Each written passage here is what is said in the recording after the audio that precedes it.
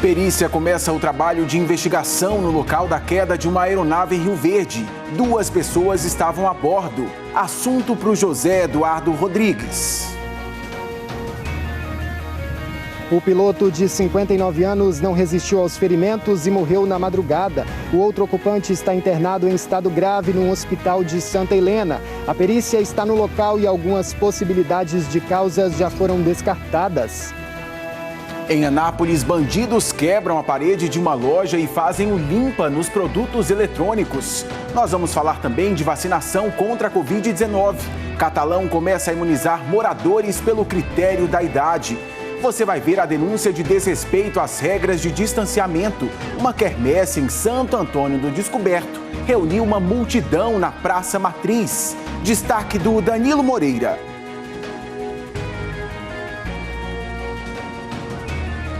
De acordo com o decreto publicado pela Prefeitura de Santo Antônio do Descoberto, eventos religiosos podem acontecer, mas respeitando as medidas sanitárias, como, por exemplo, o distanciamento social. Mas os vídeos que nós recebemos mostram uma situação bem diferente. São imagens impressionantes. E nós vamos falar do mercado de trabalho para cuidadores de idosos. Aumentou a procura por esse profissional durante a pandemia. Hoje é sexta-feira, 4 de junho, e o seu Jornal Anhanguera está no ar.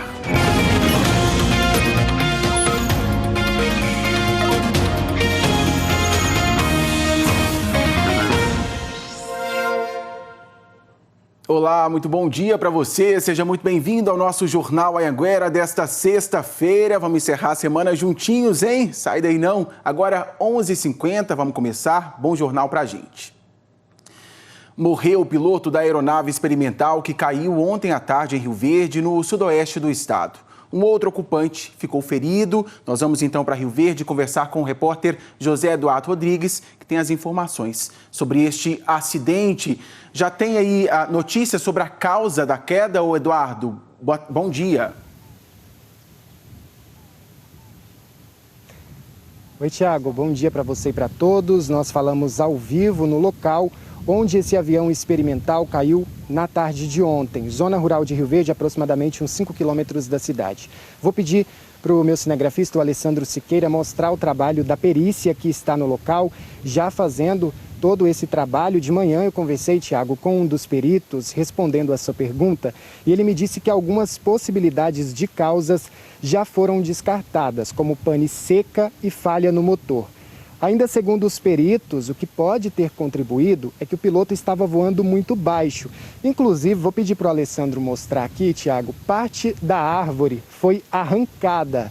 A aeronave bateu até mesmo naquele silo antes de cair. O piloto de 59 anos, como você abriu a edição falando, Tiago, morreu horas depois do acidente e o ocupante está internado em estado grave no USS, Hospital de Urgências da região sudoeste, que fica em Santa Helena.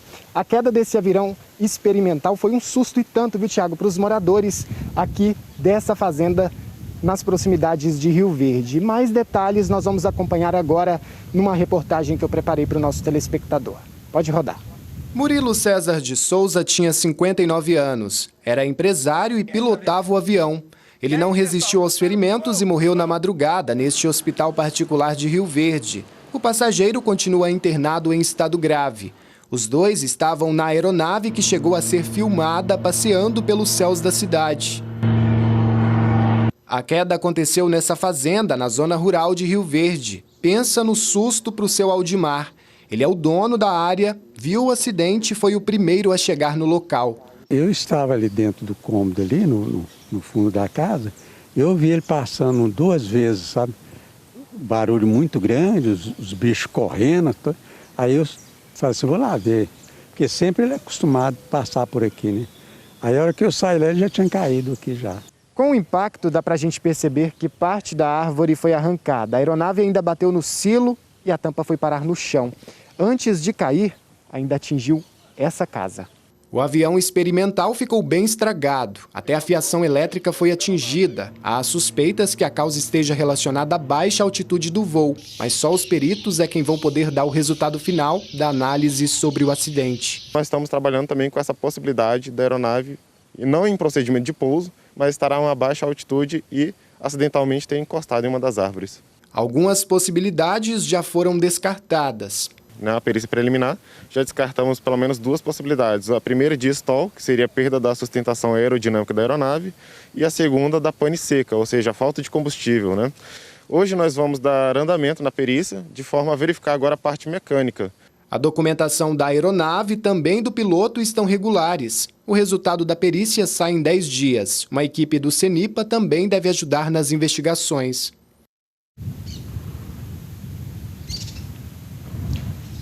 Tiago, só para mostrar mais uma vez, a perícia segue aqui no local, que está isolado, nós estamos mantendo uma distância, o cheiro de combustível aqui é muito forte, tem uma fiação elétrica aqui no chão.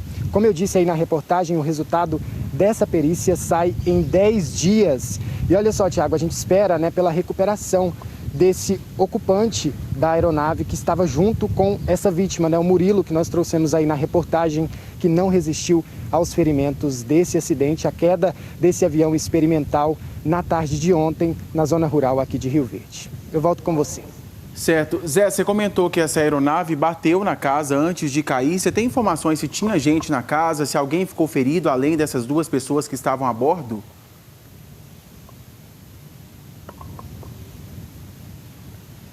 Tiago, não tinha ninguém, viu? Foi naquela casa ali no fundo. Ela é uma extensão da chácara aqui, que fica nessa zona rural de Rio Verde, mas não tinha ninguém no momento. Tinha morador desse lado de cá, pedi para o Alessandro mostrar para o nosso telespectador, tinha morador do lado de cá, todo mundo saiu correndo, porque foi um susto danado, viu? Foi um barulhão, e como a gente viu também aí no VT, o dono da fazenda era amigo dessa vítima, do Murilo, que pilotava o avião. Ele, inclusive, me relatou que o Murilo passava por aqui sempre dava um tchauzinho para a família, sempre voava bem baixinho aqui, viu, Tiago? Era acostumado a fazer esses voos aqui na região. Felizmente, ninguém aqui da propriedade ficou ferido. Tá certo, o Zé vai continuar acompanhando ali o trabalho dos peritos. Qualquer novidade, qualquer notícia, informação que eles te passarem aí, você aciona a gente, tá bom, Zé? Obrigado por enquanto, valeu! Um carro pegou fogo na GO 325 em Santa Helena de Goiás e deixou um homem ferido. O motorista teve queimaduras e foi levado a um hospital pelo SAMU. O estado de saúde dele não foi divulgado e as causas do acidente estão sendo apuradas. 2 pessoas morreram num acidente próximo ao trevo das BRs 153 e 070 em Jaraguá. Um carro e um caminhão bateram de frente e depois caíram numa ribanceira às margens da BR-153. O casal que estava no carro ficou preso às ferragens e foi retirado pelos bombeiros já sem vida. Os corpos foram levados para o IML de Goianésia. O motorista do caminhão não ficou ferido. Olha, lá no entorno de Brasília, 2 homens foram presos e indiciados por roubo. E sabe o que eles roubavam? Carnes, e carnes de primeira. O Danilo Moreira vai chegar aqui ao vivo com a gente para bater um papo. O alvo deles eram os açougues aí da região. É isso, Danilo? Bom dia para você.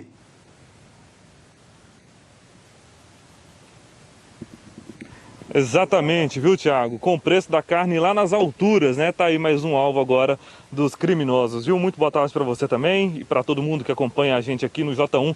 Segundo as investigações, essa dupla sempre agia da mesma forma. Os 2 homens entravam aí no supermercado, um ia lá para a parte do açougue, o outro ficava despistando aí no supermercado, pegando produtos mais baratos. E esse rapaz que ficava lá no supermercado, gente, ele não pegava qualquer tipo de carne não, viu? Era aquelas carnes mais caras, aqueles cortes mais nobres. Na hora de ir embora, o rapaz que pegava essa carne, ele ficava aí perto da saída, o outro que estava despistando aí fazendo essas compras, ele até pagava por esses produtos, mas depois a dupla ia embora e não pagava pela mercadoria, pela carne aí. Segundo a polícia, essa dupla chegou a dar um prejuízo de R$6 mil para um único supermercado, viu? Eles se reuniam no caixa, passavam aí por esses produtos e iam embora tranquilamente. As imagens do circuito de segurança aí ajudaram a polícia a identificar esses 2 rapazes. A apuração da polícia ainda diz que ao ao todo, eles cometeram 6 furtos e tentaram cometer outros 2. Essa dupla foi identificada, viu? O suspeito, Sebastião Bezerra, de 27 anos, já tem diversas passagens pela polícia. O outro suspeito é o Abraão Francisco de Lima, de 36 anos, que foi reconhecido pelas vítimas e responde por outros 9 inquéritos. De acordo com a polícia, somando todas as passagens aí dessa dupla, cada um pode pegar aí até 50 anos de prisão, Tiago. Olha o tempo aí de prisão que esses 2 rapazes podem pegar. A polícia ainda tenta identificar outras vítimas, viu? Então você que está assistindo a gente, foi vítima aí, roubaram carne no supermercado, pode procurar a polícia aí para ajudar aí a combater esse tipo de crime, né, Tiago? Volto com você. Danilo, me impressionou a quantidade de furtos 6 vezes, me impressionou também o preço da carne. Mais de R$6 mil os bandidos levaram. Obrigado por sua participação, até daqui a pouco.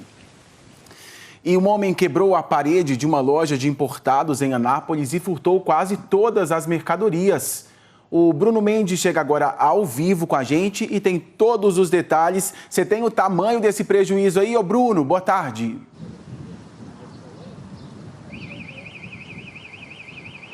Olá, Tiago, boa tarde para você, boa sexta-feira para todo mundo que nos acompanha. Temos sim, a gente conversou com os comerciantes que disseram que o prejuízo chega na casa dos R$55 mil, Tiago.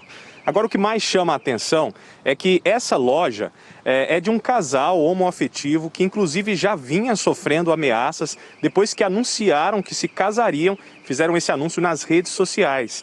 E aí, a gente tem acompanhado esse caso já há cerca de 2 meses. Primeiro, o repórter Eduardo Idaló conversou com eles sobre essa primeira ameaça, logo depois que postaram fotos anunciando o casamento. E aí começaram a acontecer uma sequência de casos, viu, Tiago? Eles contam, por exemplo, que há cerca de 2 semanas, uma pessoa entrou na casa deles, chegou a levar uma chave do quarto, mas não levou nenhum pertence de valor. Eles também disseram que ao longo desse tempo receberam novas ameaças, inclusive presencial. E agora acontece então esse último episódio. Na madrugada de ontem, eles tiveram a loja furtada. O bandido, a pessoa que entrou, furtou a maioria das roupas e um monte de itens e aparelhos eletrônicos, prejuízo em torno dos R$55 mil. Esse casal acredita que esse novo caso, esse furto, pode ter ligação, inclusive, com a mesma pessoa ou com as mesmas pessoas que estão fazendo essas ameaças. Eu preparei uma reportagem contando parte do drama desse casal. Vamos assistir. Por esse buraco na parede, o ladrão levou o sustento do casal e ainda botou em xeque o sonho do casamento. A gente fica sem saber, cancela ou não cancela o casamento, continua ou não continua. É uma sensação horrível. As prateleiras e araras da loja ficaram praticamente vazias. De uma só vez, o criminoso levou a maior parte das roupas, relógios digitais, fones de ouvido, celulares novos e até de clientes que estavam para conserto. A média de 55 mil de prejuízo que a gente contabilizou até agora. Essas imagens de uma câmera vizinha flagraram uma caminhonete que estaciona em frente à loja. Era a madrugada desta quinta-feira. Na sequência, desce uma pessoa que pega algo do outro lado do veículo e segue rumo à loja. O Saulo e o noivo acreditam que o ladrão entrou por esse corredor aqui ao lado e depois pulou o muro, dessa forma tendo acesso à parede da loja. Ele então furou o buraco por onde saiu com toda a mercadoria. Na sequência, arrebentou o miolo da fechadura do portão. O miolo, inclusive, continua caído aqui, reparem só. Assim, ele teve acesso ao portão e conseguiu fugir, levando toda a mercadoria. O caso foi registrado na Polícia Civil. Esta é a terceira vez em menos de 2 meses que o casal registra um boletim de ocorrência. A primeira denúncia foi feita logo depois que os dois anunciaram nas redes sociais que se casariam em julho. De um perfil falso, eles receberam ameaças de morte por isso. E não parou por aí. Foi ameaça, foi entrada dentro de casa, entraram aqui, roubaram tudo. Uma pessoa veio aqui, inclusive, na loja e ameaçou a gente. Pessoalmente, tem boletim de ocorrência, tem gravação, que a gente gravou o áudio. Tem tudo. A gente está vivendo um inferno, literalmente, um inferno. Se eles queriam ver a gente no fundo, ver a gente destruído, já viram, já tá bom, deixa a gente recomeçar a vida, entendeu? A gente não aguenta mais, a gente só quer paz. Tanto que os meninos vieram aqui, uns parceiros nossos, colocaram o balão de paz, a gente quer paz.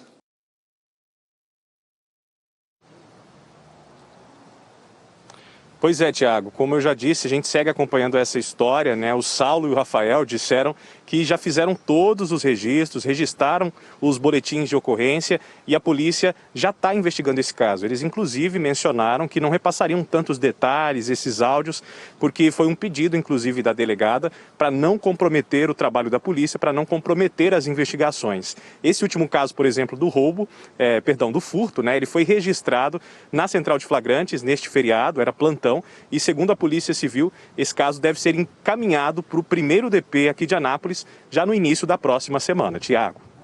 Um trabalhador honesto que levanta cedo aí e aí diz assim, se as pessoas me querem ver no fundo do poço, eu já estou. Não tá não, amigo Saulo, é muito triste ver um tipo de depoimento como esse, de alguém que levanta cedo para dar duro na vida, vai lá um bandido e leva tudo. Você vai recuperar, tenha certeza disso, porque o seu coração é do bem. Obrigado por sua participação, Bruno, até mais.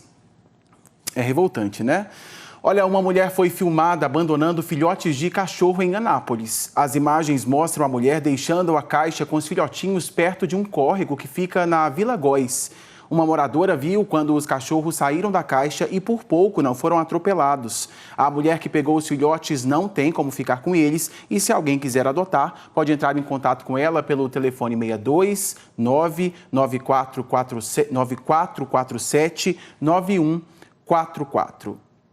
Lembrando que abandonar animais pode configurar maus tratos, que é crime e dá cadeia. Com a mudança na lei, a pena pode chegar a 5 anos de prisão.